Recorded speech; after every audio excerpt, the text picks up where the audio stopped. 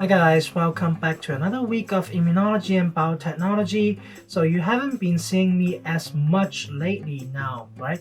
Because I'm basically almost done with you guys. So if you're sick of me, that's a good news, right? You don't see me as much.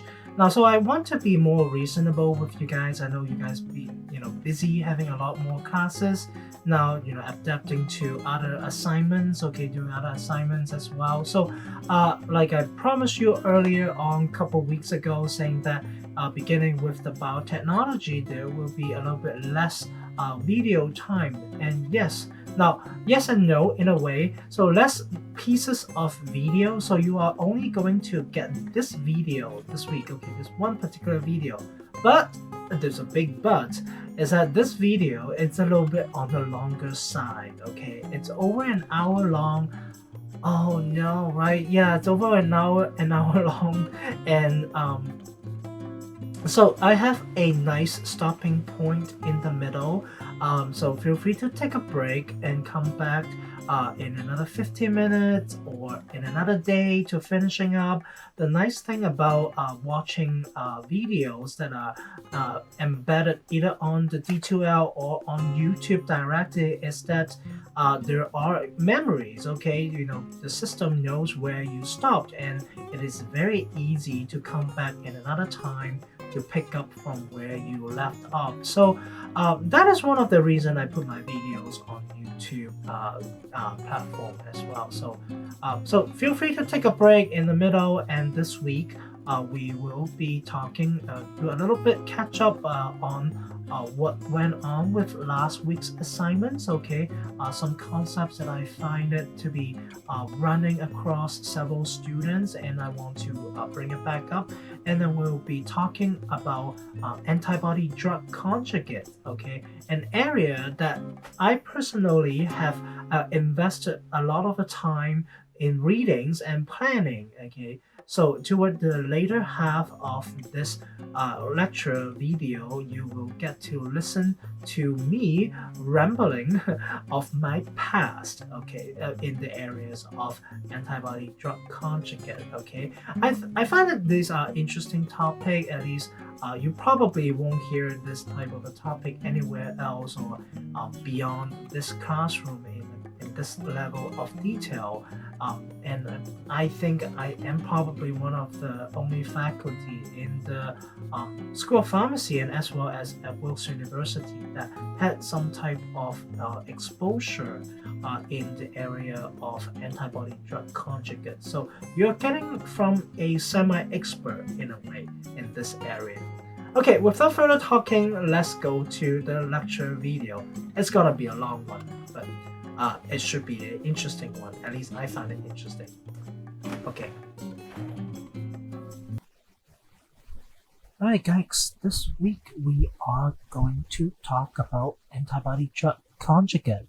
Right? So this week, this video may be a little bit longer than usual, so feel free to take a break in the middle and come back to continue for the second part of or the remaining of the recording. Okay, now this week I am also only going to post only this video, okay, this video only, partly because I feel like you guys has been quite stressed by your other classes, and I'm also giving you some significant assignments that will take up some extra time for you to complete. So I feel it is fair for me to decrease a little bit of my lecture time or recording time for you guys. Okay, this week, like the title said, it is about antibody drug conjugate, and I changed the theme up a little bit. I kind of got sick of that other theme myself, so a new theme may bring a little bit newer taste to it, I feel like. Okay, now some of the learning objectives for this week, okay, we'll be doing some quick recap on the concepts in the assignment article 2, okay, last week's assignment. So a couple of you point out something, and I feel like it's a little bit worth for talking, okay, a little bit follow up on the COVID-19 theme as well.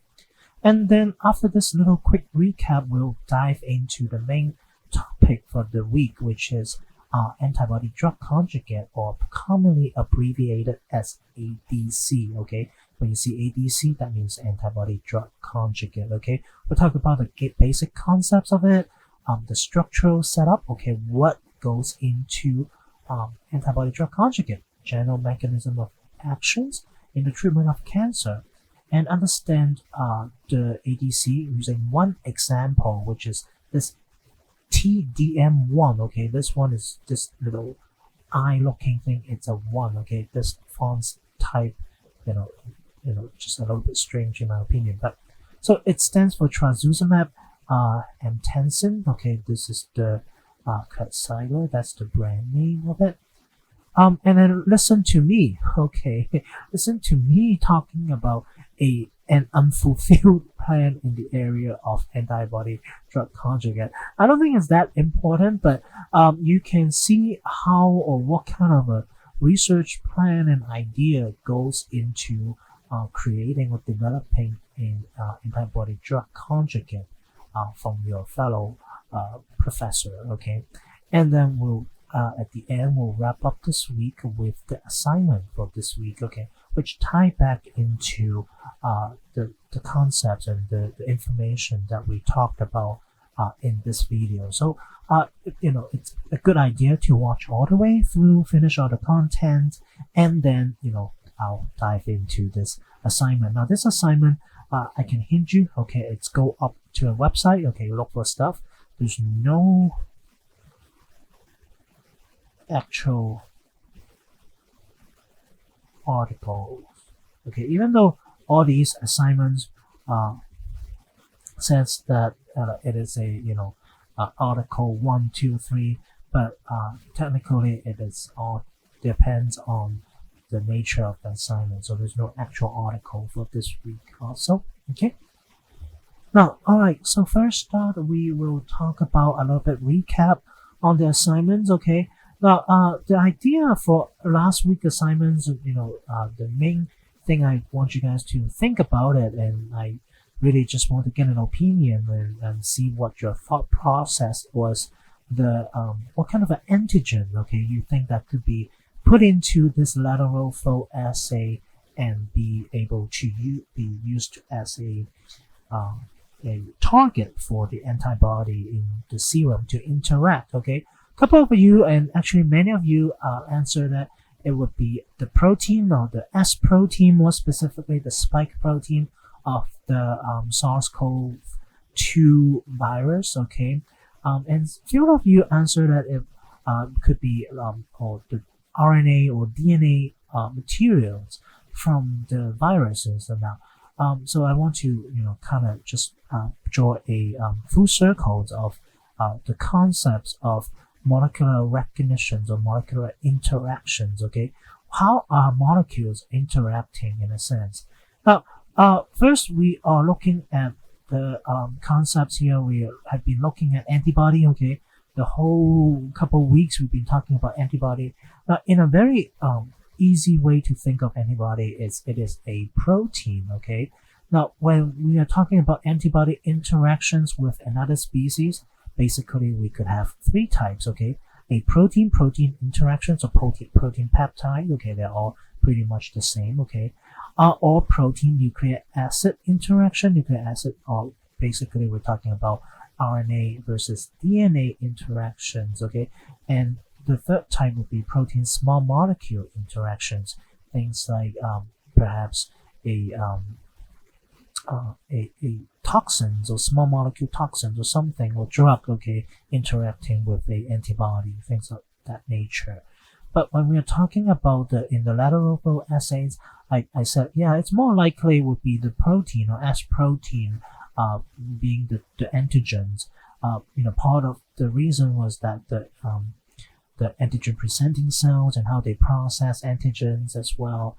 Another reason that I want to bring it up is the nucleic acids. Why is that? It's not so likely. Now, the nucleic acids being RNA and DNA. Now, here is the ribose structures. Okay, DNA is deoxyribose. Okay, we're having a H group here, and ribose is a OH group here. Now, the hydroxylations of ribose at this carbon 2 position actually makes RNA not as stable structurally compared to DNA. Now having this hydrogen here would allow DNA to participate in more hydrogen bonding interactions. So DNA are naturally a little bit more stable than RNA. So the RNA viruses, okay, the SARS-CoV-2 virus, it has RNA in there. The problem is that the RNA, it's very easily being degraded if it's not protected inside the capsules. And usually these RNA are usually either protected or kind of short-lived inside the whole cell. Okay, the goal or the purpose of that RNA is for it to be able to transcribe in reverse transcribe back to DNA and then make messenger RNA and make protein. So chances are having a antigen, chances are having that RNA being the actual antigen in the assays are pretty low. Now, what this figure here on the right-hand side shows you some of the interactions, okay, modeled between a antibody Fab fragment. Okay, this is a Fab antibody interacting with a double-stranded DNA molecule, and look at how the just visually see how these interactions are. Usually we're only talking about a couple touching points here and there. Okay, so that wrap up the assignment concepts from last week. All right, to follow up with some of the update or concepts on COVID-19 is I want to bring you guys up to date on the potential antibody therapeutics for COVID-19 now. So it's still revolving around antibodies, so that is more relevant to this course. Like, so just there's a new publication which was accepted around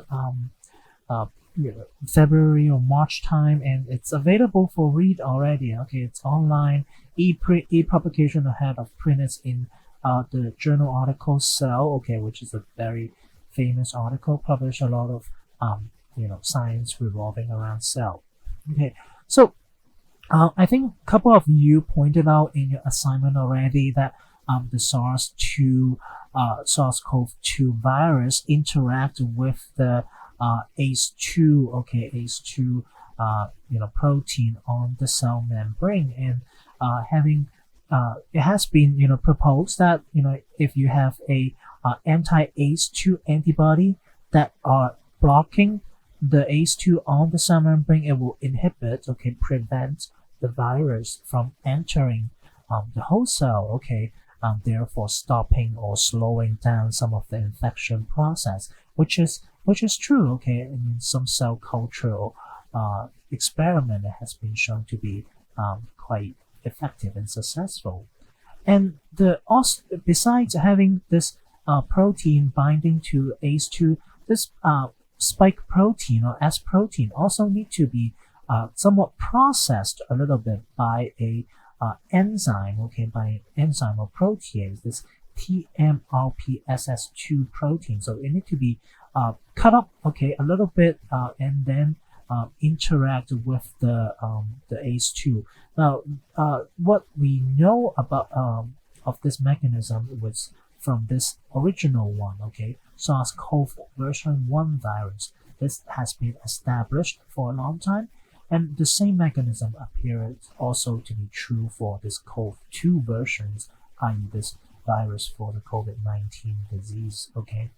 And apparently, if you can inhibit this protease, you can block the entry of SARS-CoV-2 into human lung cells, okay, in vitro. So these are in vitro testing. So in vivo, okay, inside the body, we still don't have much of any data, concrete data yet.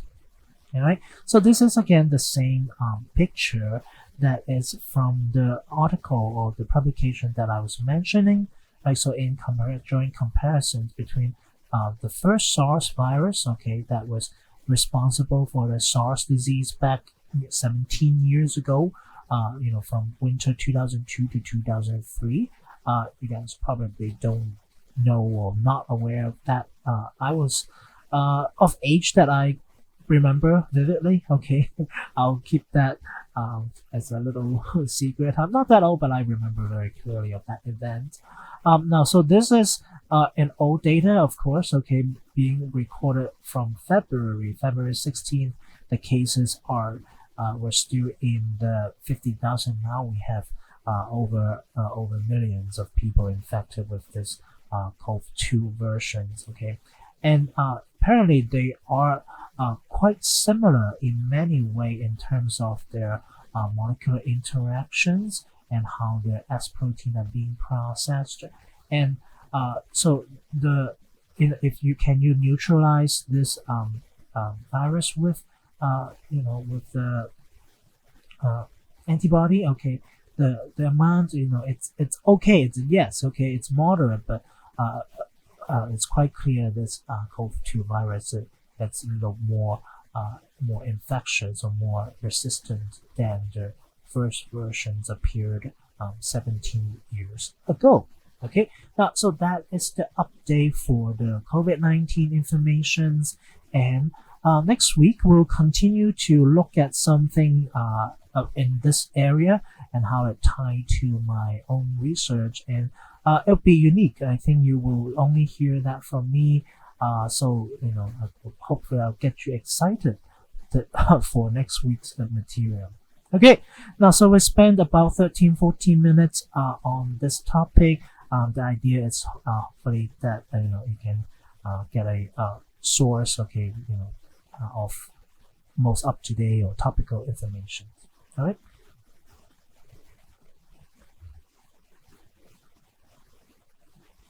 Okay, now let's move on to the main topic of this week, which is the magic bullet. Okay, the magic bullet. What is a magic bullet?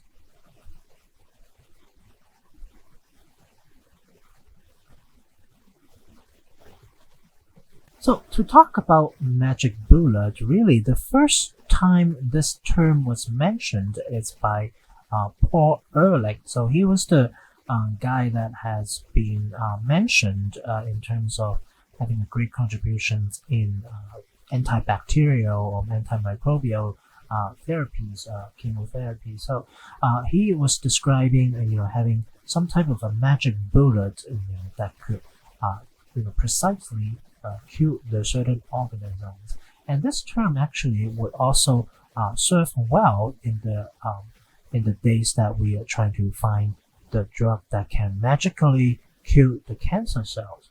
So antibody drug conjugate is largely currently used as a in the area to treat cancer. So emerging model of anti-cancer treatment. Okay, now the idea is to combine selectivity of a targeted therapy, i.e. using the very high specificity of antibody, along with a very toxic cytotoxic agent together to kill the certain cancer cell. Now, normally these certain cytotoxic agents are too toxic to be used systematically. Okay, if you just inject or take that cytotoxic agent inside the body, chances are the therapeutic windows is very small. Okay, you will get hurt, or the patient will die very easily. But with the help of the antibody, the goal is to deliver very specifically to that cancerous area, and therefore only killing the cancer cells and not the normal cell. So here is a brief timeline of these antibody drug development. Like I mentioned very early on, Paul Ehrlich described the concepts of magic bullet having a very specific target to aim for. Okay, and then there hasn't been much of a investigations since his descriptions, and then up until about late 50s and 60s. First time the methotrexate was linked to an antibody directed toward leukemia. So that is the first emergence of the concepts of, or the proof of concepts of antibody drug conjugate model. Okay, and then later on, different agents, including radioactive agents, has been trying to link to antibody, and along the way there is the hybridoma technology being developed in the 70s, and then more advanced humanized or fully human cells, not human cells, fully human antibodies are being developed with the help of recombinant DNA technology that we talked about. So, fast forward to more modern time, we're talking about in the last 20 years, okay, in the 2000, okay, there is the first approved antibody drug conjugate by the FDA, okay, but then this drug was not, didn't have a long life. There's different adverse effects, okay, I won't go into it, that lead to its voluntary withdrawal, okay, in 2010. So for a period of time, there aren't any approved antibody drug, okay, in the market. And that is the time essentially when I was in school. I started pharmacy school in 2007, and I graduated in 2011, okay, the professional years. So it was practically there was nothing back then that are useful. So I didn't get exposed to the idea of antibody drug conjugate back then. It was until when I started graduate school in 2012, and leading to 2013 when I officially started my research. Okay, my research project, my dissertation project. It is when this very famous antibody drug conjugate being approved in 2013. So Kadcyla, it is the model drug that we are going to talk about in this lecture. All right, so that is the brief timeline, and then now there are a few more antibody drug available on the market, and a few more that is under clinical trials. So, and that those will tie into your assignment for this week. Okay. All right, so let's begin with the basics of antibody drug conjugate. Okay, so the name basically tells you there are a couple components to it, right? So antibody, of course, you need some type of a monoclonal antibody or mAb. Okay, they are supposedly to be highly specific, okay, and have some type of an anti-tumor activity already, okay, by itself. But somehow they are maybe not sufficient, or they are suboptimal in some ways. Okay, normally these antibodies, ideal cases, they should not be very cytotoxic toward other things, okay, toward other cells. And then the second component is the chemical drug. Okay, this chemical drug should be very, very potent, okay, very toxic. But on the other hand, it's too toxic to be used on their own. And the conjugate is to link these two bodies together. Okay, link these two bodies together. Now here, the graph here is the basically the current standard way of treating cancers. Okay, you can basically looking at doing surgery if it is a solid tumor. Sometimes radiotherapy can help. Okay, combinations of both or three, including chemotherapy. Those are could lead to delivering of cytotoxic drugs that are more cell specific.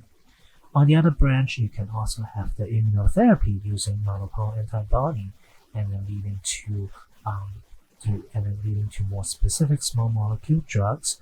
And at this point, a lot of the antibody drug conjugate are indicated for metastasized cancer. So basically, very advanced type of cancer case, people start using antibody drug conjugates. Okay, we'll also touch upon those things with our model drugs. Okay. What is exactly the antibody drug or ADCs? Okay, now here is a kind of like a 3D cartoonistic rendering of the ADC. Okay, first we have this antibody, a more classical Y shape showed in this bluish purple color here. Now this antibody, like any other antibody that we've been talking about, so having those antigen binding area that can recognize specific biomarkers of the disease. Okay. Now, what is more than a regular antibody is it carries, okay, it carries these cytotoxic drugs with a linker, okay, some type of a connecting bridges to link the drug, okay, along with the antibody.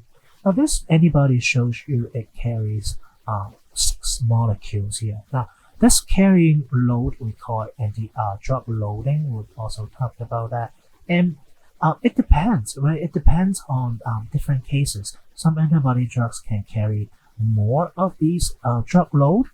Basically, it's more like a missile in a sense. Okay, sometimes it can carry more, sometimes it can carry less, depending on case by case, and also the technology used in building these linker. But those ratios need to be optimized in the development process, which we'll talk briefly in the later part of today's lecture.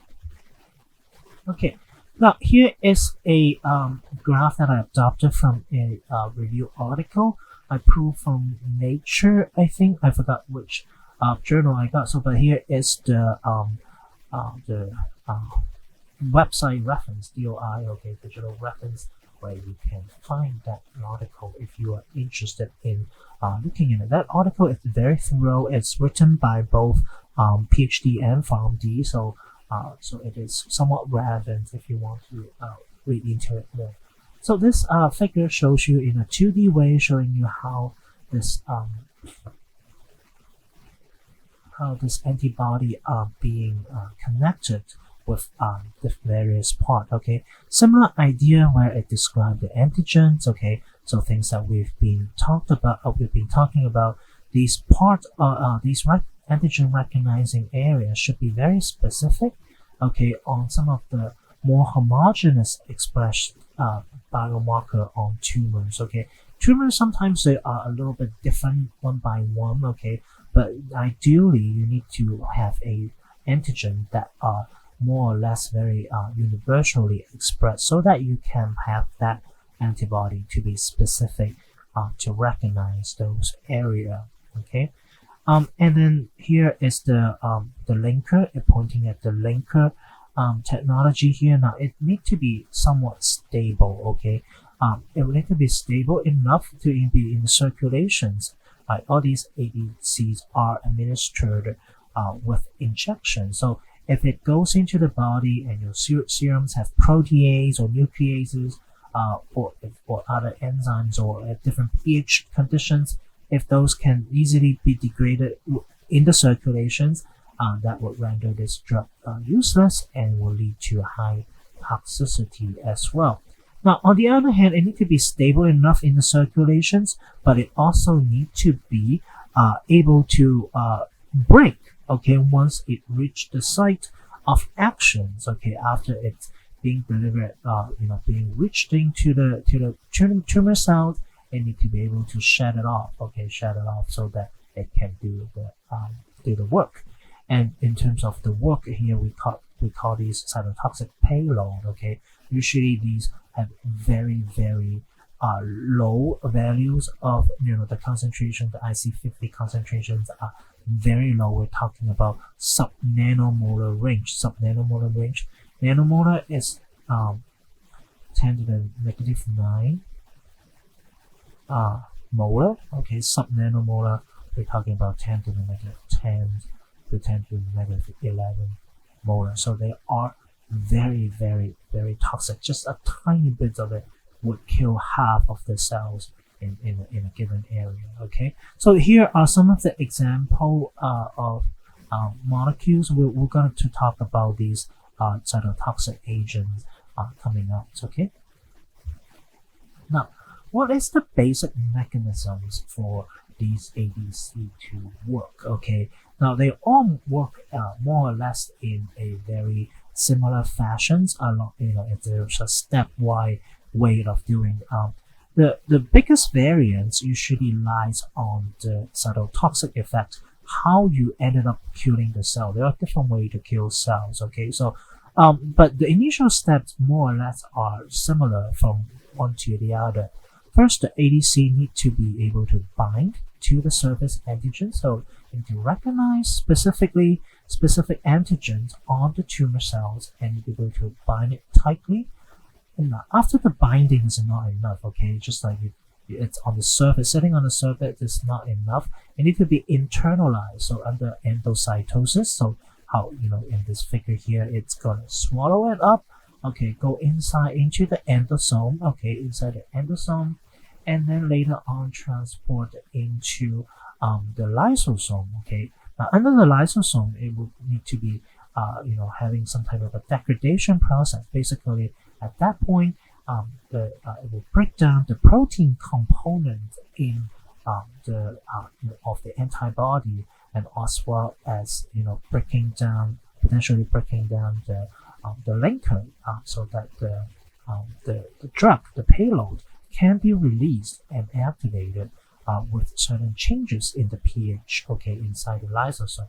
Now, once the drug is being activated, or it will diffuse back out to the cytosols and becoming an active drug and exhibit its cytotoxic activity by either disrupting some of the microtubule actions. And remember, during cell divisions, microtubule has a key role in regulating the separating the two cell components. Okay, so if you disrupt the microtubule, basically you prevent some of the mitotic actions, and also as well as changing or intercalating some of the DNA where it cannot replicate, cannot make a DNA copy or make errors in the DNA copy.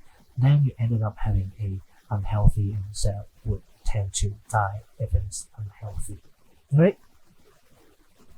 So this is another figure from the antibody drug conjugate review paper that I mentioned early on. So here is just another more colorful look of the same concept that I just went through in the previous slide. Okay, so the steps are the same. Okay, binding to antigen, internalize, degrade in the lysosome, releasing the payload, and go into the cells, either affecting microtubules. Okay, here it shows you these microtubules in case you don't remember a lot of these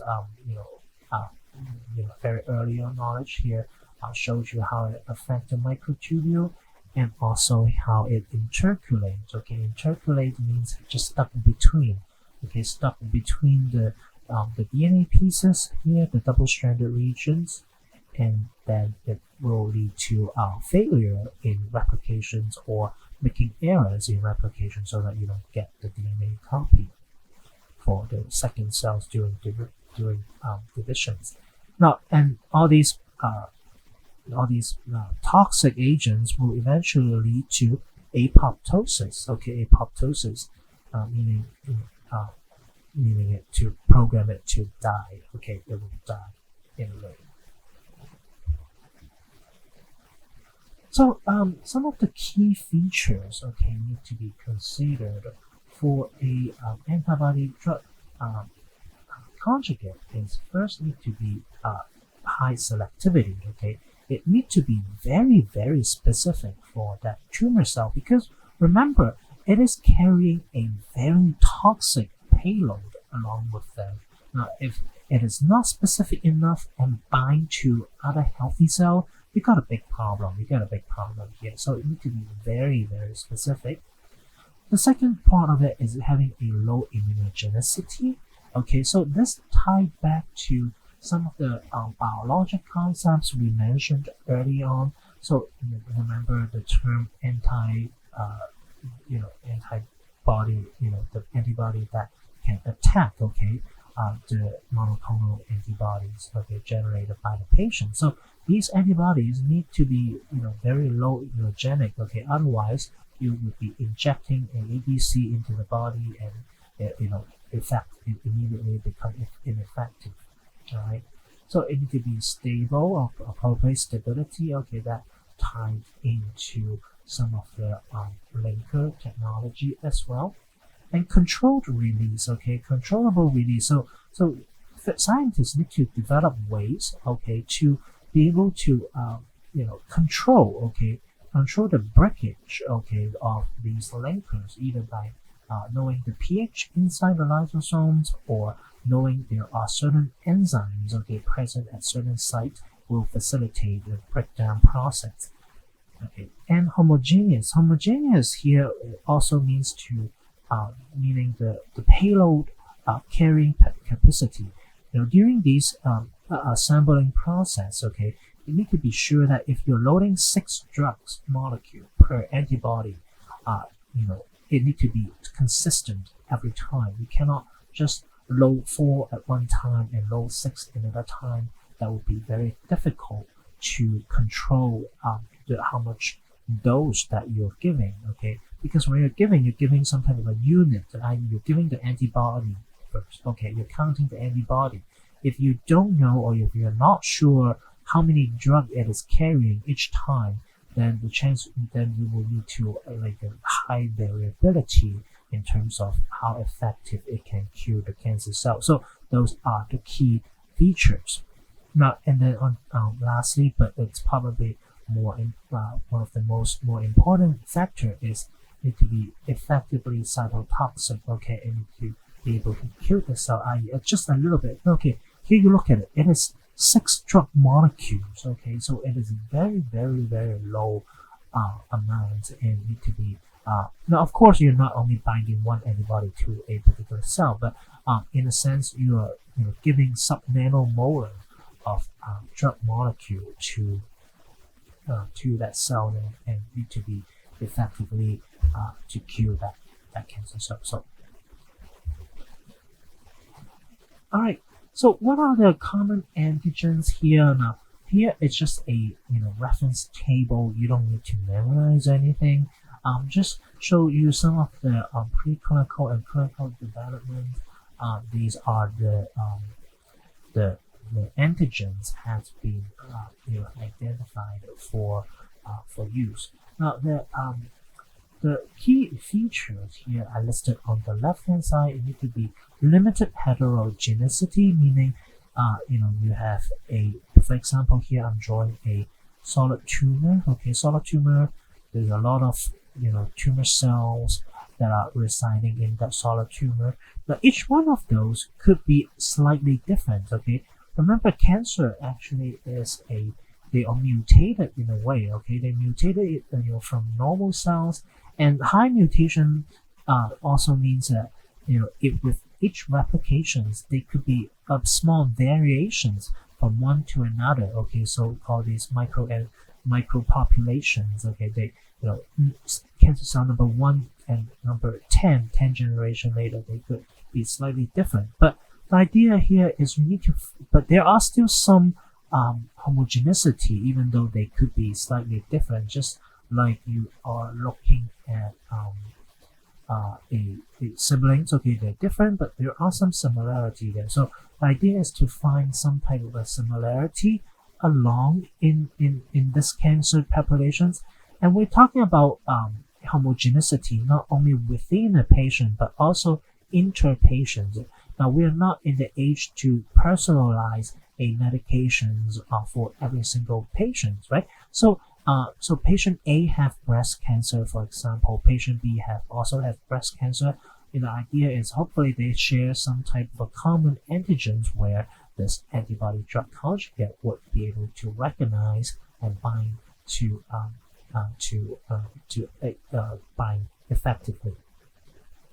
The second point is high rate of expression. So you need to also have some type of antigen that are just highly expressed. You don't want some low populated low antigens with a very low population. Those are not that of a good idea, because having more antigens, that means you can have more antibody binding, and more antibody binding, that means you can deliver more cytotoxic payload and kill the cell. So that is one of the key.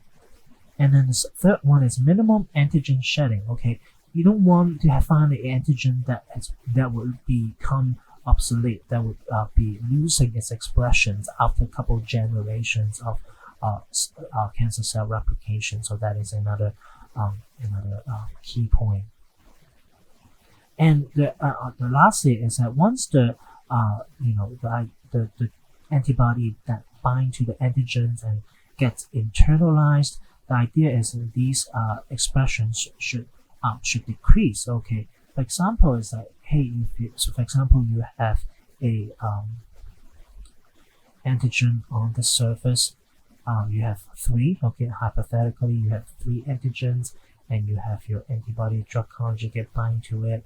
And now the idea is once it's bind and internalized, these antigens should not be re-expressing on the surface. If you re-express in the surface, chances are it will attract further more antibody bind to it, and that would actually makes it less effective, because you already have enough antibody and the payload to kill the cell. If you continue to attract more antibody, you will need more of the total drug dose to effectively kill that population. So that is another key that may not be as obvious, okay, but down regulations after internalization, it's one of the key features here. All right. So in terms of antibody, what type of antibody can be used? Now, currently, all of the antibody drug conjugate are in the market or undergo trials or late phase trial are IgGs, human IgG or humanized IgG.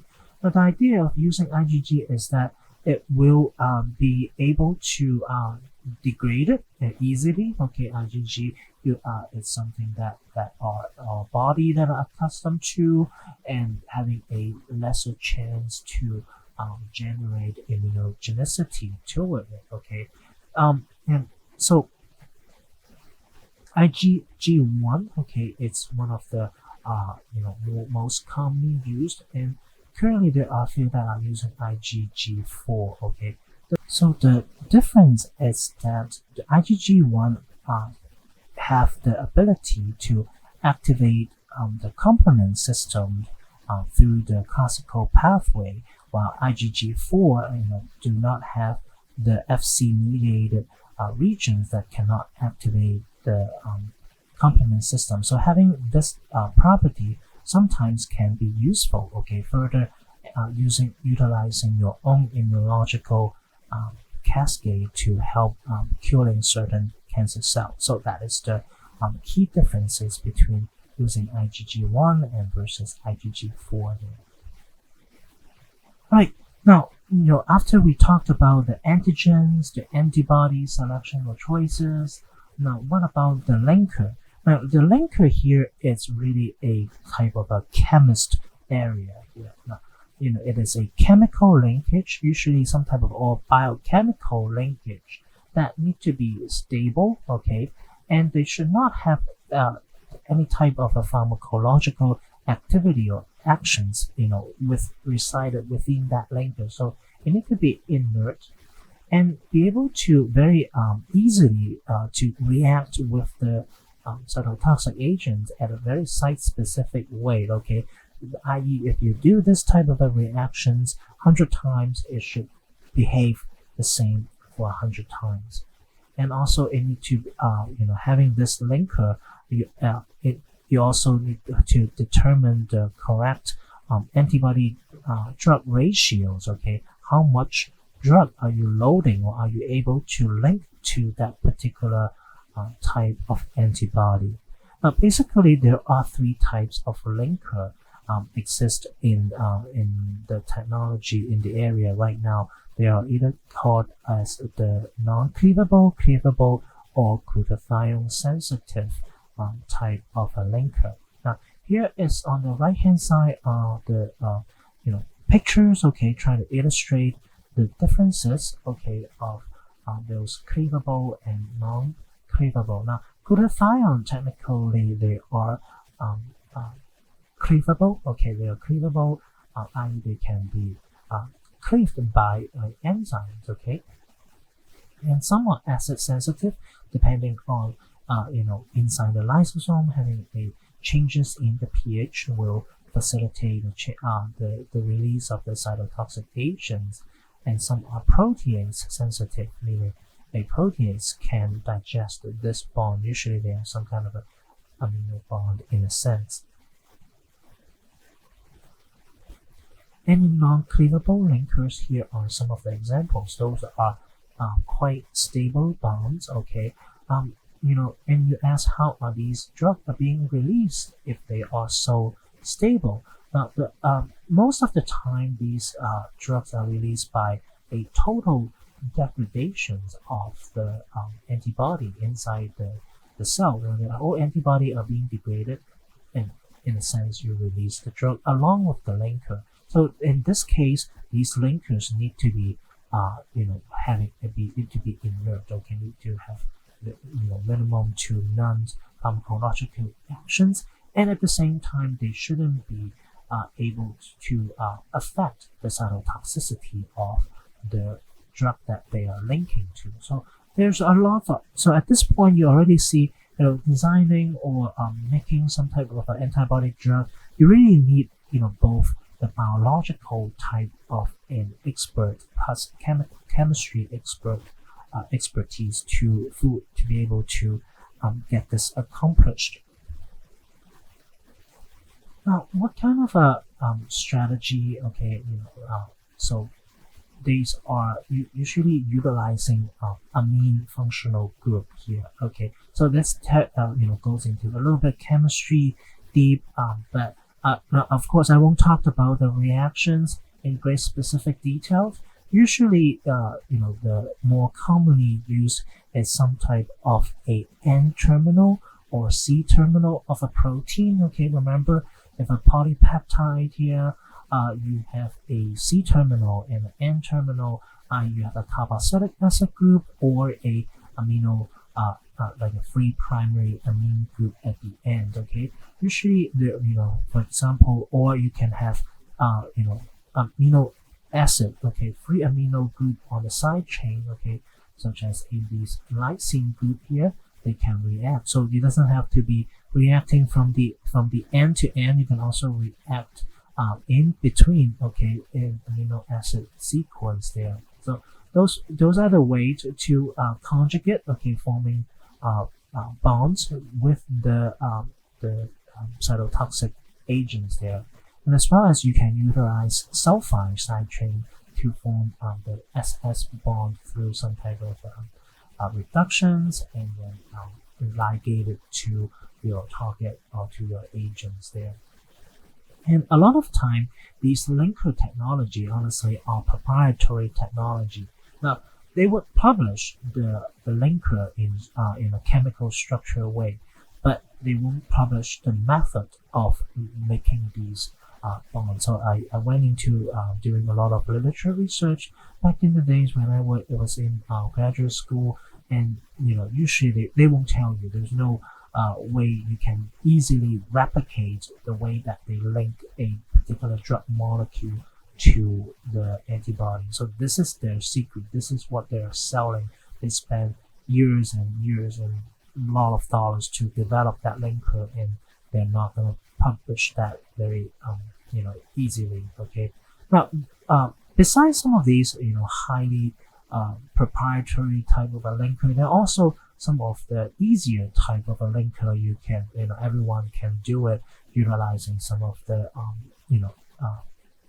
reactive agents such as NHS ester or melamine. So those will easily form conjugations between a carboxylic acid, okay, COOH group, and a primary amine group. So those are easy easy way, okay, to form conjugations or so-called bioconjugation, so it can, so that you can link the drug molecules to the free amino acid or free primary amine group on the antibody here. Okay, we're going to show you. But utilizing these NHS or metaamide type of a standard bioconjugation technology, there are limitations. The limitations are you're limiting to have certain functional groups. Okay, now it's easy. Okay, it's relatively easy to find a primary amine group on the antibody, but on the other hand, it is very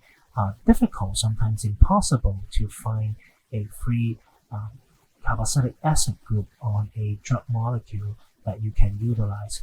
Again, sometimes you need to do further manipulations on that original parent compound to be able to react with conjugation. So you see, here is where the chemist or organic chemist or medicinal chemist really comes into play in the development of the antibody drug conjugate. Again, here the drug ratio, okay, drug to antibody ratio is a key too. How many lysines are you reacting, and how many drugs are you putting on it if you're utilizing the primary amine group there? All right.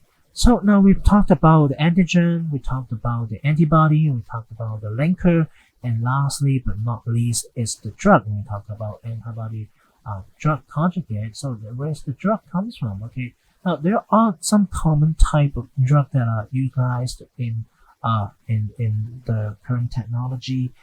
Here are some of the bigger group. Okay, mitensinoids, one of the bigger group compound.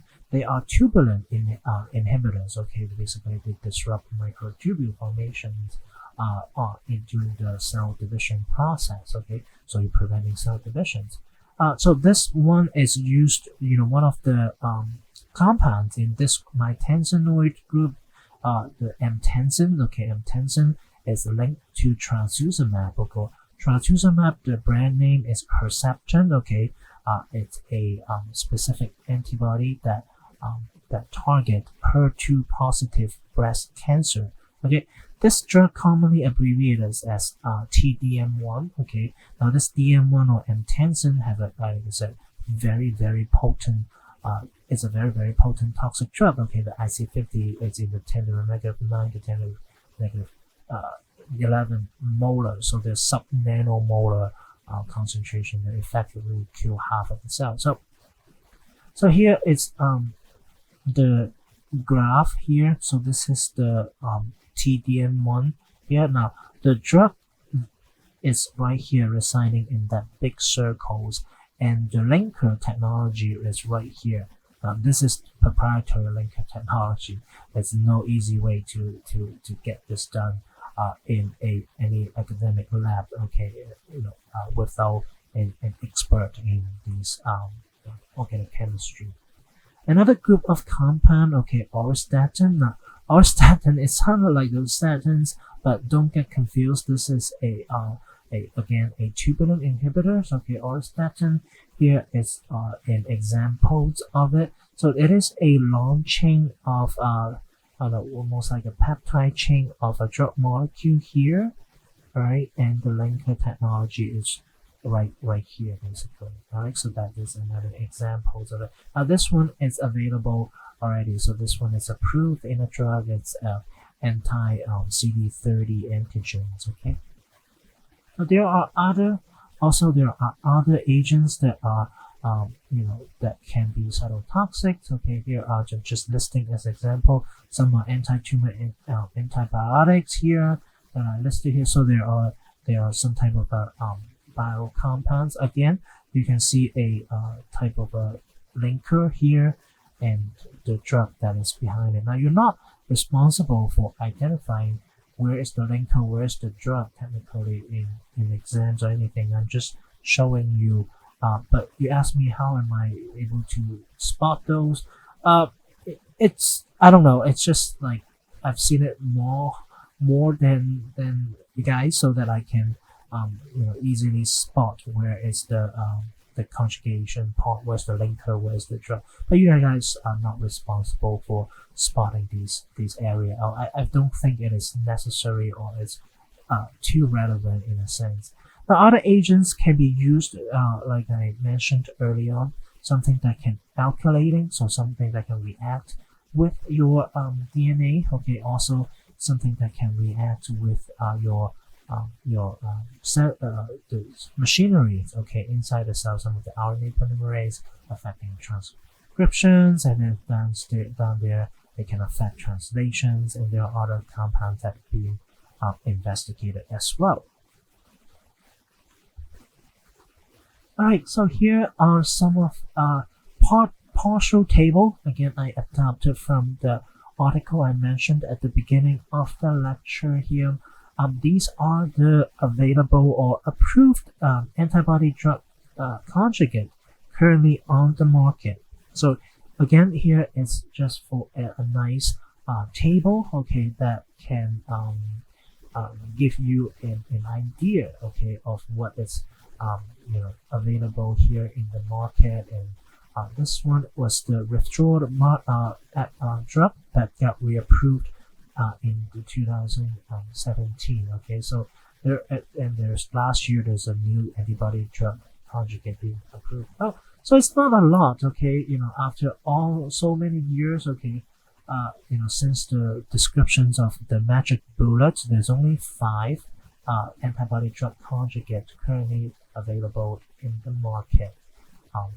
And you can see, they are all indicated for some type of cancer. Okay, some type of cancers. And then what I like at this table is that it really gives you everything that I kind of talked about. Okay, the target, the antibody, what nature it is it IgG versus IgG4, is it humanized, is it chimeric, and what the cytotoxic drug is, and what are the linkers that are being used, and the indication when you use. So this is really an excellent information to keep as a record, I feel like. And I'm certain in the next few years or in the next decade that there would be an explosions in the area of antibody drug conjugate. There are a lot of the technology being investigated in the lab currently, and there are also a couple agents that are undergoing phase 2 or 3 trials. So I do expect more of these coming up. Now I envy you guys because I'm talking to you guys in this area. Like I said, back in the days when I was in pharmacy school, these things are, almost obsolete in a way that no one talked about it back then. But now it is the future, I feel like. Okay.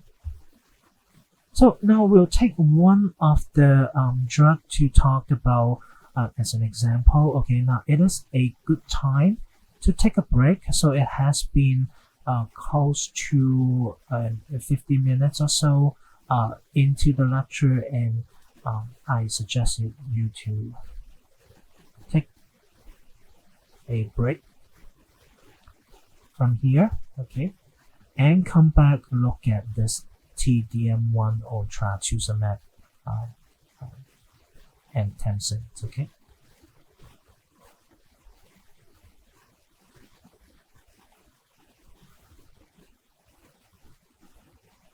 Alright, so if you take a break and come back, I hope you are more refreshed either after a 10-15 minute break, or come back another day. That's all right. There's no problem with that.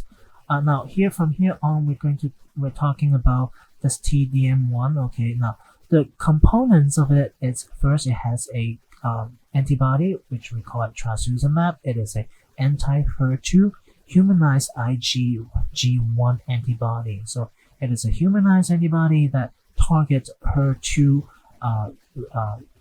antigens expressed in breast cancer cells. Okay, and it contains a non-cleavable linkers. Okay, now if you're curious, I'm not going to show you the linker again, but it is presented in one of the previous slides when I talked about linker.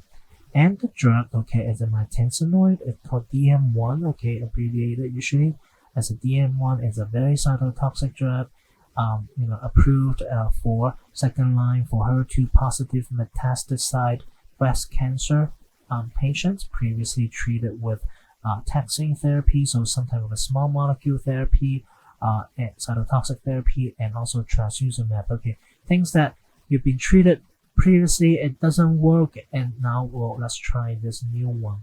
So here is a very cartoonistic way of drawing, showing you how this drug, carrying the payload goes into the cells, internalize, and release the drug molecule. So I drew this. I drew this with some type of software back many years ago, and kind of recycle this picture actually, and you see a better picture in an earlier slides already. Okay. So a little bit background on these HER2 positive cancers. So HER2, what it stands for is human epidermal growth factor receptor 2. So it is a surface receptors that expressed in a lot of the primary breast cancer, about 15 to 20%, okay, that fit the criteria, right? Homogeneity. So these growth factor receptors are the key to accepting factors that can stimulate its growth or the cell division. Now, if you block these HER2 receptors, essentially you're blocking some of the initial signals that lead to cell divisions. Okay, these are highly overexpressed, and having a lot of these expressions will lead to cancerous development, so-called oncogenic. Okay, oncology, right? Oncogenic. Now look at the mechanism of actions of this TDM1 briefly. Now, I'm not gonna dive into a huge mechanism. If you understand the basic concepts in the antibody drug conjugate basic concept, these are pretty much very similar here. Now, these agents have two actions essentially. One action is resulting from the antibody itself. Now, the antibody, it's alone by itself. It's called Herceptin, right? So it is a approved drug by itself. So it have efficacies toward the in treating breast cancer. So it can inhibit. So here is the A here. By itself, trastuzumab can inhibit HER2 signaling and basically stopping some of the signaling pathway that lead to cell division. So you don't worry about the PI3K, AKT, those are some of the common metabolic pathways that are crucial in some of those cancer cells. Now, this is not a technically an oncology lecture, so I don't hold you guys responsible for anything like that. So, but know that one action comes from the antibody itself, okay, first. And then, there's another part of it is actually three part of the action. And then the second part is having this scFv receptors that can stimulate immune effector cells that can mediate some of the immunological attack toward these cells. Okay, some of the concept we talked about in the immunology type of content. So having this being an IgG1 does have this type of advantage versus using IgG4. Okay, so this is IgG1 and it can stimulate immune effector cells. So it could be a cell-dependent cellular cytotoxicity. Okay, so that is a good thing, right? Lead to complement activation, things like that nature, right?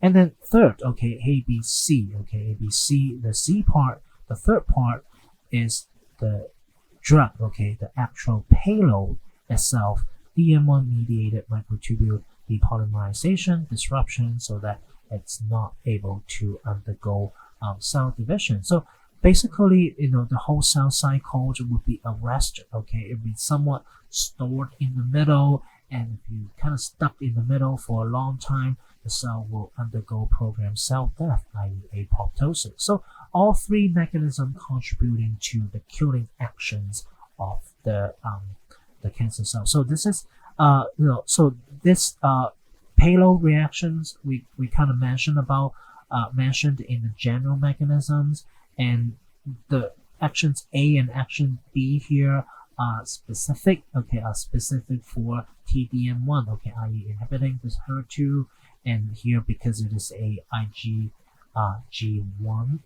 it will activate a complement or antibody-dependent cellular cytotoxicity. So three actions from one drug. It's one stone kill three birds. Essentially. So that's why it's quite good. Now we're moving on talking about it quite good. Let's look at some of those clinical efficacy. Now these materials I basically draw from the manufacturer websites. So you can actually go look into more about this area if you like to hear. I'm just highlighting some of the key things that were pointed out in some of those studies. It was a study, a 3-year study, post approval, basically comparing people that are using this TDM1 versus other small molecule drugs for the cancer, and looking at the disease progressions or the toxicity of it. So it is a pretty large scale randomized controlled trial. It contained 991 patients. Alright, so here is the result that is from this trial. Now here we are looking at the median overall survival overall survival, and we can see compared to control, i.e. these small molecule drugs. Now here is you split the populations. Split the populations between the two. So N equal 495, N equal 486, and looking at the overall survival, and people receiving the TDM1 have a nearly 6-month improvement in the survival. So, and that is quite significant. Quite significant if we're looking at the statistics. Now, I'm not an expert in these statistics. You probably know better than I at this point. I forgot a lot of those things, but I still understand p-value. P-value is 0.0006, so that means the difference is it's significant. Now, I'm not going to talk about the risk and all these. Like I said, I'm not an expert to dive into it, but the take-home message, just looking at the graph here, it's a 6-month extension, so they can survive longer. Now you can argue, are they surviving in a good, quality of life? That is some type of a secondary endpoint, secondary outcome to look at. But in terms of primary endpoint, looking at can it extend life? Yes, it can. So another co-primary endpoint is looking at the progression-free survival. So they surviving. They're surviving. And is the disease being halted, being stopped by this TDM1? Again, and it is yes. Patient treated with TDM1 had more time. Without disease progressions, and when you look at the confidence intervals and the p-value less than 0.0001. So that is a quite significant. We're looking at a 9.6 month versus 6.4 month, nearly 50% improvement in the progression-free survival compared to other small molecule treatments. So that is the mechanisms, or how it works, or is it work better? How much better in this antibody drug conjugate? All right. So, what are the future directions? For antibody drug conjugate area. So really the overall message here, for the overall drug need to overcome resistance. Okay, again, even though the antibodies are low immunogenicity, it is not none. Okay, the body sometimes can still generate the antibody to render these MAPs or ADCs ineffective. Okay, that is one thing to overcome all the time, the common hurdles that you've been tested on, you've been asked on. Okay, so something to keep in mind, and also need to be effectively penetrate the tumor. Now here we're talking about the solid tumor a lot of times. So solid tumor, a lot of time you have connective tissue surrounding it. You need to be able to get there. You need to get there. Increasing homogeneity. Okay, also in terms of having a producing in a homogeneous way. Okay, and also be able to find homogeneous antigens to target for, and also need to characterize these ADC better. Okay, now we'll talk about a little bit characterization in the following couple slides there. Just hold that thought about characterization of ADCs. Right, now looking at individual components. Okay, individual components that contributed to ADC. Okay, the antigens. Okay, need to be selective. Okay, need to be selective, easily internalized. Need to swallow it up. Okay, if it doesn't swallow up, it doesn't do enough of a job that is the intentions of ADC. Okay, need to be internalized. In terms of the antibody or the map, it need to be selective and specific.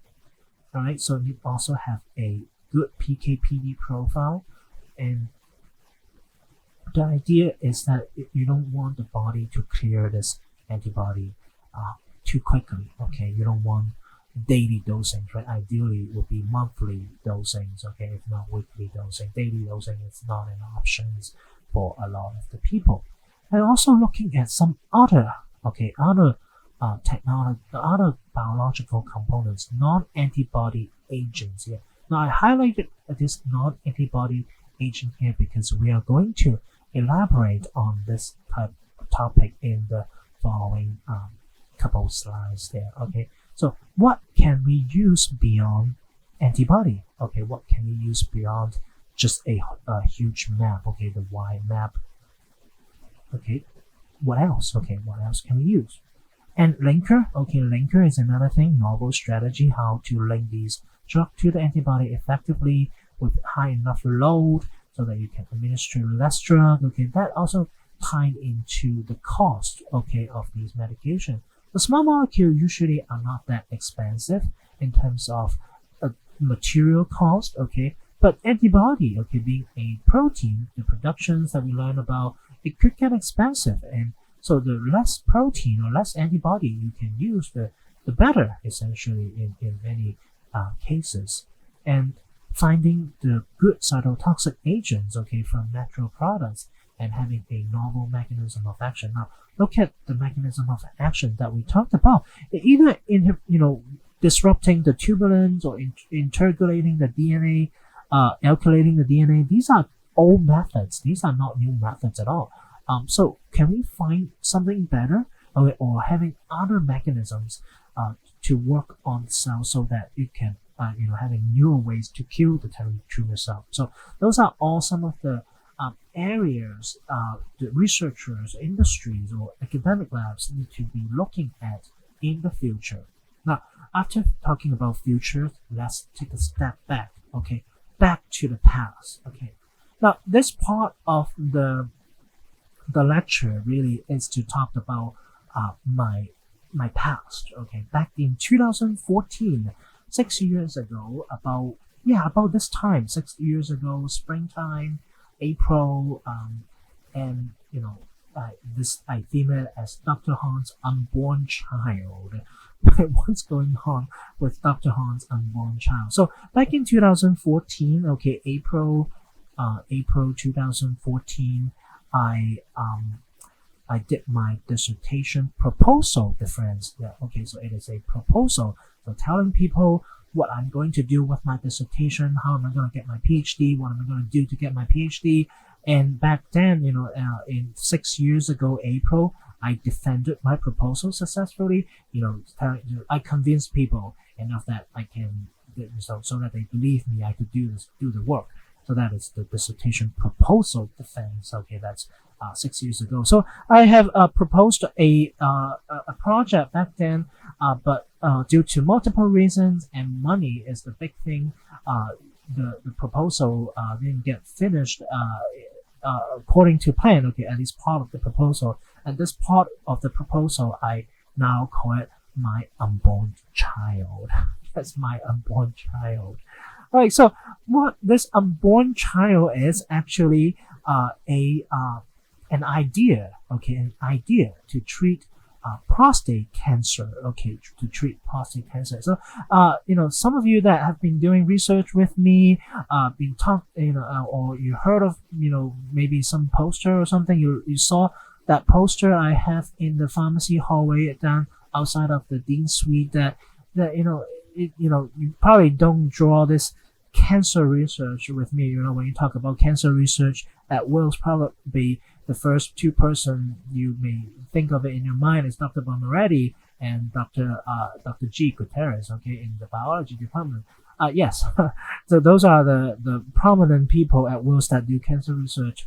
I was going to do it, but unfortunately, this is becoming an unborn project that I would like to take this chance to tell you guys, because it's somewhat tied to the future that I was talking about. Okay, now in this proposal that I had back then in 2014, I was looking at something called scFv drug conjugate. Okay, we'll go into this scFv. What is that? And we'll talk about it in the next couple slides here. Now, the just a brief concept, fill in the gap type of information saying why prostate cancer. Now, here is on the left hand or the right hand side here, we have a normal prostate. Okay. Now, it only affects men. Sorry, ladies. I'm biased in this case. But again, even though it is not relevant to you ladies, it's still relevant to your grandparents, your grandfathers, or your father, okay? Because 1 in 6 men will have prostate cancer in their lifetimes, okay? If you live long enough, if a man live long enough, chances are the prostate will enlarge, okay? Enlarge to a degree, sometimes it becomes cancerous, right? And 1 in 30 will die from the disease. Many cases they develop prostate cancer, but they die from other causes. Okay, it's actually the most diagnosed non-skin cancers in the U.S. and second leading cause of cancer death in males in the U.S. So it is something significant. It's just perhaps you may not think of it as often as as often. Okay, now. The current therapy for prostate cancer, really you can break down into several categories. Okay, localized treatments. Okay, i.e. you're targeting the prostate. Okay, you can wait and watch and wait. Basically, it's sometimes if the patient is very old, you probably don't want to do very aggressive treatment if the disease is not progressing very fast. Okay, watch and wait.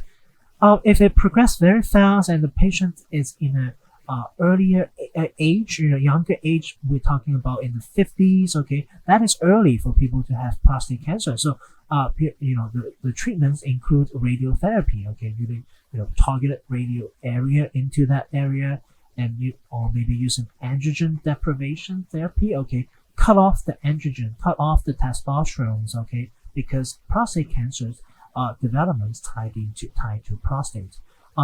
You can also do surgery. Okay, cut off the prostate, prostatectomy. Okay, cut it out. Okay, if it's cancerous, do surgery. But these comes with limitations, including urinary incontinence, radiotherapy. Okay, you're zapping. You're zapping the area. It could miss. Okay, it could be zapping into other surrounding tissue. Look at here. How close your urethra, okay, comes in contact with your prostate, right? So it could be zapping to the side, and leading to some damage to the urinary tract and lead to urinary incontinence.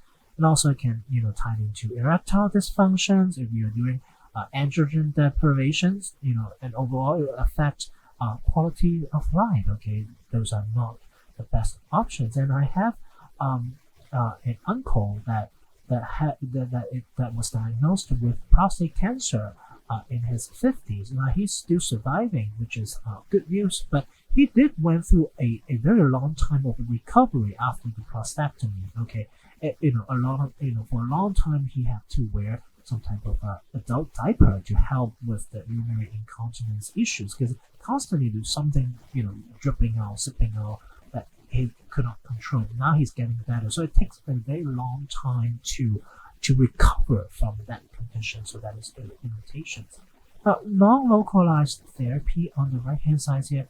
Basically, we're talking about chemotherapy that are non-specific. Okay, the non-specific killing rapidly dividing cells. Okay, and those limitations comes with it. Affecting your white count. Making you feel tired. Okay, also have some type of hyperglycemia, nausea, vomiting. Again, what drug doesn't cause you nausea and vomiting, right? So those are the limitations of current therapies. So what did I propose that would be better?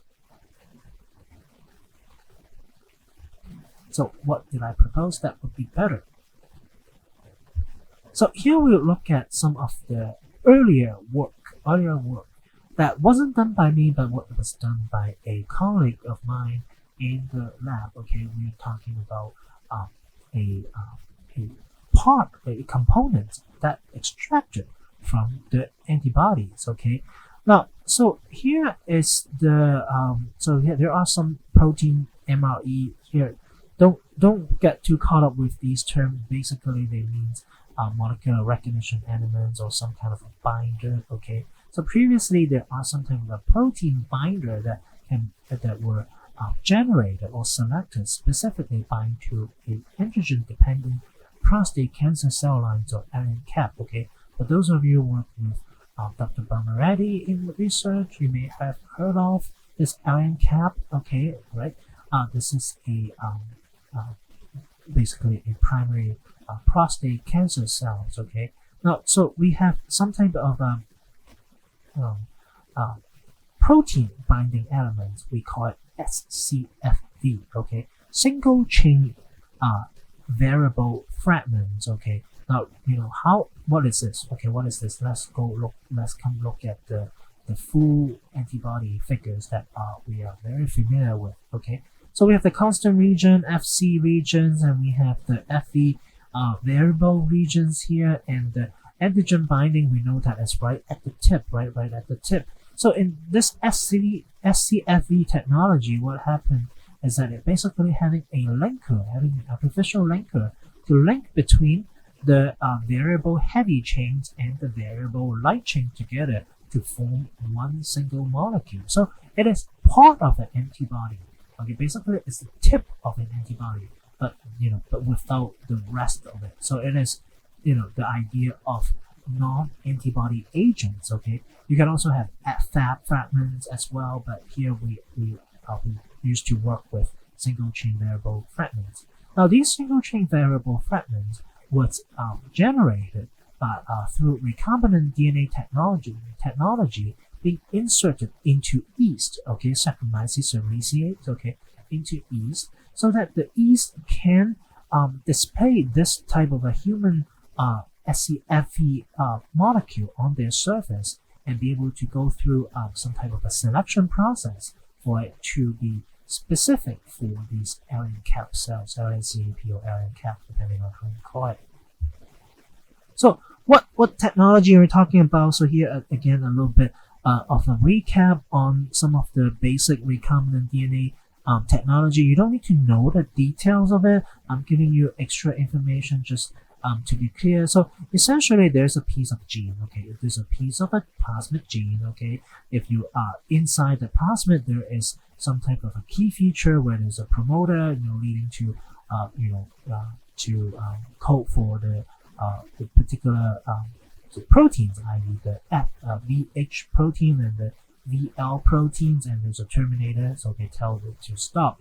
And this piece of gene is inserted into the yeast cell, okay? And then what happens is that the yeast will be able to generate a tail, okay, basically a molecular tail on this surface, basically dangling it out, okay, so that it's so-called displayed on the yeast surface. And this is one variation. We begin with 10 to the 9th of the variations, okay.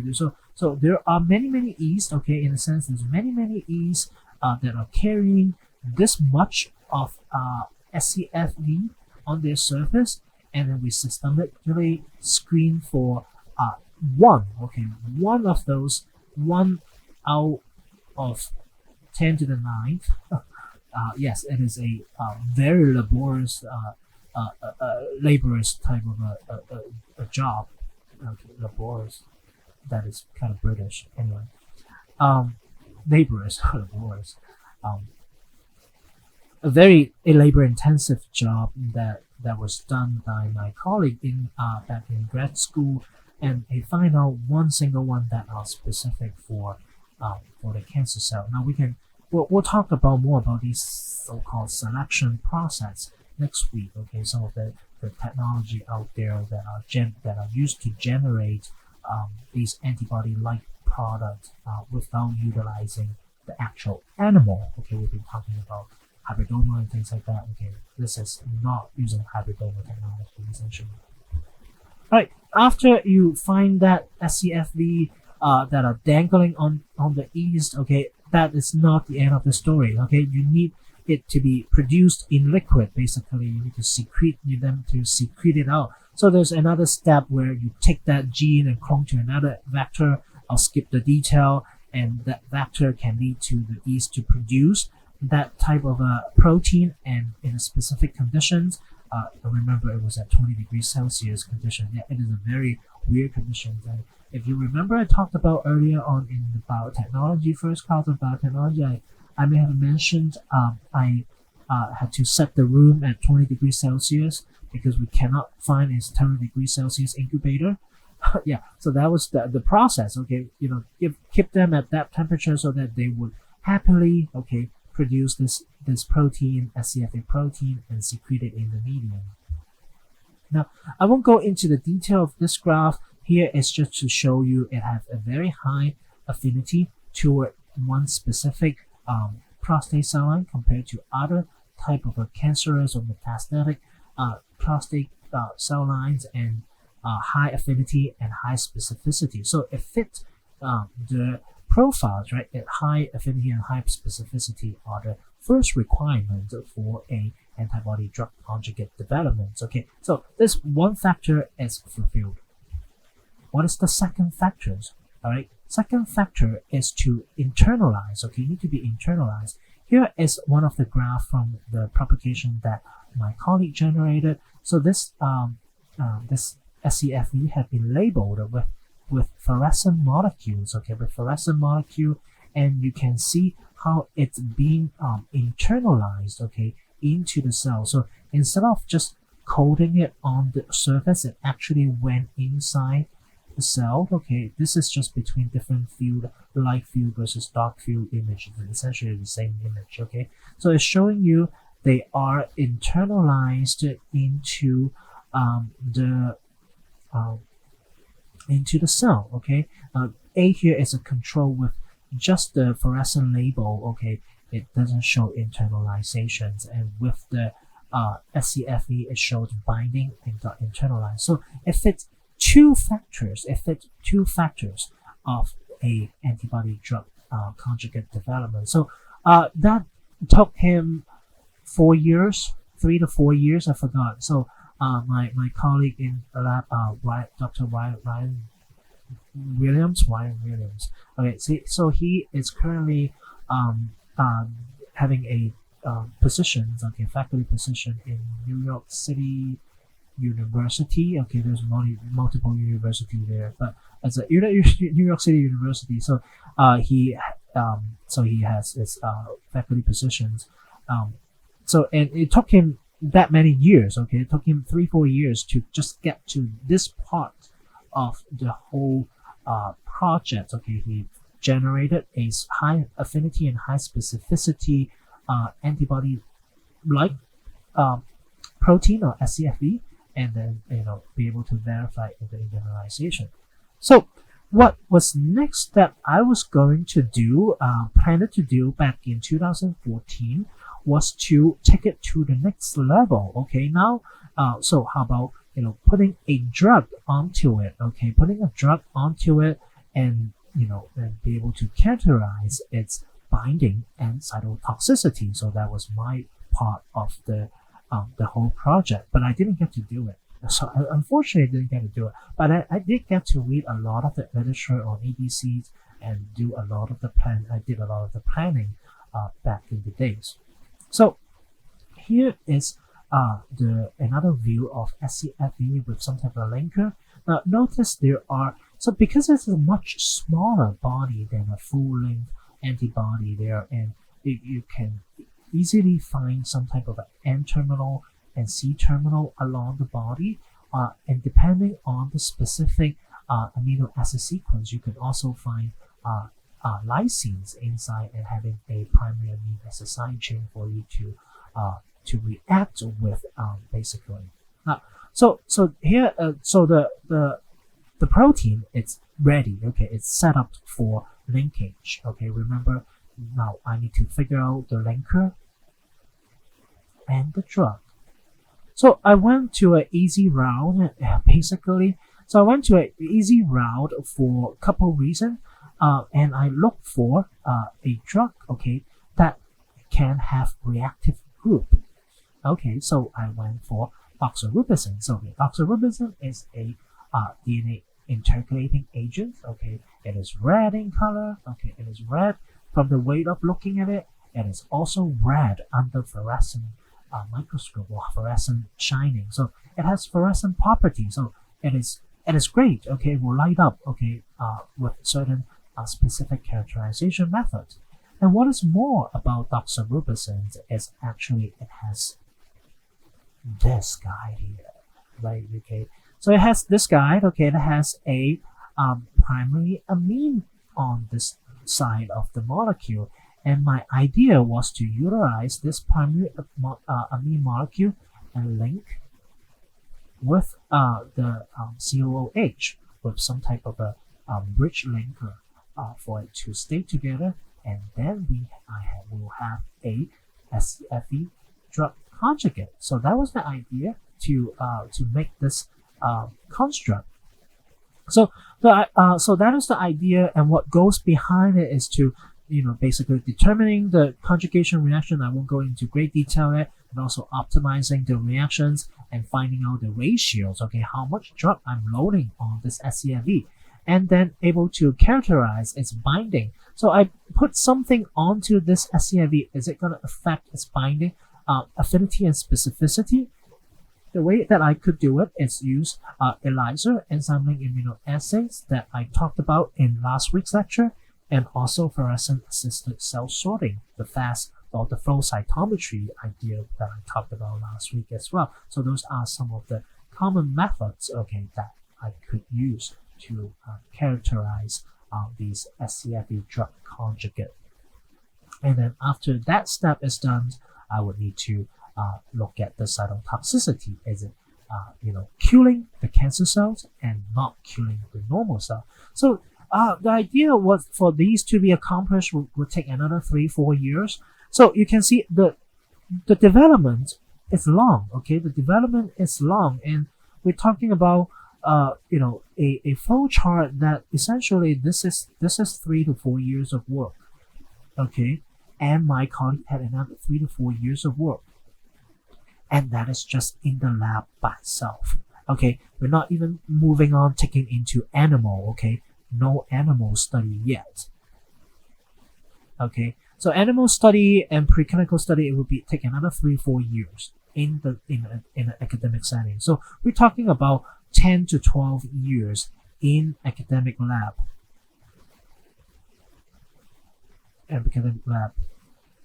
for ADC development and then another 10, 12 years for industrial optimization. So it takes a very long time for you to bring something out in the market. That is assuming everything goes according to plan and well.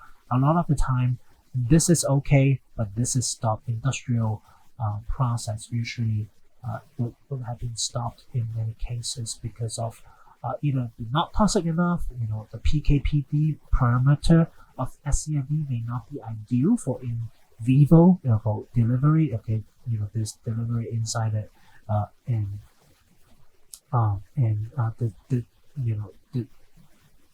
deliver into a living being. Okay, so you can see the hurdle, okay, the difficulties to get one of those, and I didn't get to live with those hurdle, but I did plan to live with those hurdle back in 6 years ago. Now, if I was doing this, the chances are I wouldn't be sitting here talking to you with this. The chances are would be take me a couple more years to get my PhD, and then I wouldn't get this job sitting here to talk to you with this. But on the other hand, I might be doing this in industrial setting. So who knows? Life, that's just life. Okay. Now the ideal outcome for what I propose is to have this scFv drug conjugate and deliver the bind to the target, internalize and deliver the cytotoxic drug, doxorubicin, integrating DNA, and then make it not able to replicate. So that was the ideal outcome of what I hoped to achieve back 6 years ago. Alright, so it is a very long lecture. I know I didn't break it, but this is the only one, like I mentioned, this is the only one for this week, and here we come to this assignment for this week. Okay, now assignment for this week, there's no articles, okay, no actual articles to read. Okay, no actual article, but you have to go to clinicaltrials.gov. Okay, it's a government website to do some searching. Okay, look into antibody drug conjugate. Look for two. I bolded 2 antibody drug conjugate that are undergoing clinical trial and answer the following questions for each. So you have 2 sets. Basically, you're probably you'll have 2 page of answer. One for each drug that you look for. Okay, look for the drug names, the target. The drug name, I'm talking about antibody plus the chemical name. That you wouldn't find brand name because it's not approved yet. Right, the target, okay, what is it binding to on the cancer cells?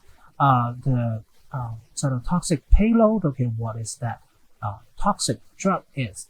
Okay, and briefly describe the mechanism of actions. So if it is one of those agent that I mentioned early on in the slide, so you can just basically rephrase what I said in this lecture and answer this question. If that is some type of a compound that is beyond what I talked to you today, and you may need to do a little bit Google search, okay, to look for, to find out what this compound is. All right, so depending on what you look up, you may have a little bit different answer. The indications, you usually will type some kind of a cancer, right? What phase it is in? Is it in phase 2 or phase 3 trials? Okay, so that is the idea. And also, usually all these clinical trial have a NCT number. It is a number, okay, clinical trial number. I would want you to put down that number in the answer as well. So okay, so that tells me that information is legit. Okay, and then there is a opinion questions again. So this way for you, let you to think a little bit rather than just doing the website search. Okay, the question is, besides cancer, what other areas can be benefited from ADC antibody drug conjugation, and why? Okay, this is open questions. Okay, I just want you to think about it. You can talk to your friends, brainstorm. Hey, what other area can ADC be beneficial? And say if you think this disease is good with ADC, and tell me why you think that is good. All right, so that's clear.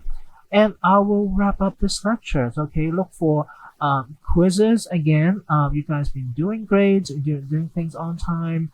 And have a great week. And I know things are getting busy. And next week I'll start, mentioning a little bit more on what to expect on the final exam. I'm starting to have some idea, but I still don't have much of an idea at this point for final exams. Okay, so that is for this week, and I will see you next time.